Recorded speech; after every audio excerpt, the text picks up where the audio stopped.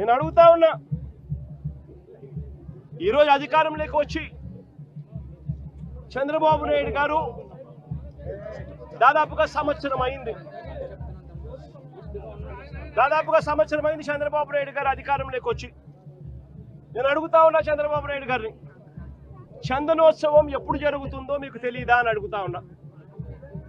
మరి చందనోత్సవం పలానా రోజు జరుగుతుంది అని చెప్పి తెలిసినప్పుడు ఈ గోడ కట్టించే కార్యక్రమం ముందే ఎందుకు మొదలు పెట్టలేదు అని అడుగుతా ఉన్నా. ఈ గోడ కట్టించే కార్యక్రమం ముందే ఎందుకు చేయలేదు అని అడుగుతా ఉన్నా. ఇదే పెద్ద మంచి చంద్రబాబు నాయుడు గారిని,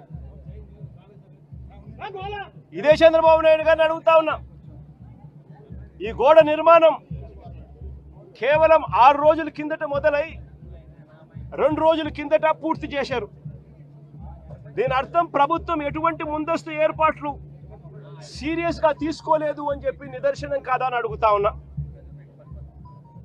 చివరికి ఈ వరకు కనీసం టెండర్లు కూడా పిలవకోకుండా ఇష్టం వచ్చిన వాళ్ళకు వర్క్ ఇచ్చేసి ఇష్టం వచ్చిన తీరు ఇష్టం వచ్చిన పద్ధతిలో కట్టించే కార్యక్రమం చేయడం ధర్మమేనా అని అడుగుతా ఉన్నా.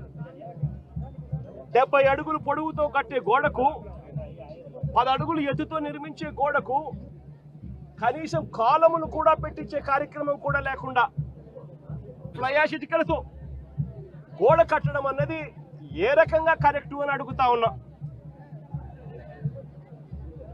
కనీసం కట్టే ఈ గోడను రీఇన్ఫోర్స్డ్ కాంక్రీట్ తో అయినా కట్టాలి.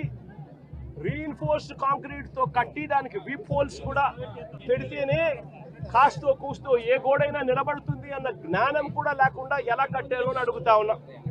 2 రోజుల కిందనే గోడ పూర్తయింది అని తెలుసు. వర్షం కూడా ముందు రోజు రాత్రి పడింది అని కూడా తెలుసు. మరి తెలిసినప్పుడు ఇన్ని లక్షల మంది క్యూలో గోడ పక్కనే ఎలా వాళ్ళు క్యూలో నిలబడేట్టుగా చేశారు అని అడుగుతా ఉన్నా. ఇదే పెద్ద మనిషి చంద్రబాబు నాయుడు గారిని.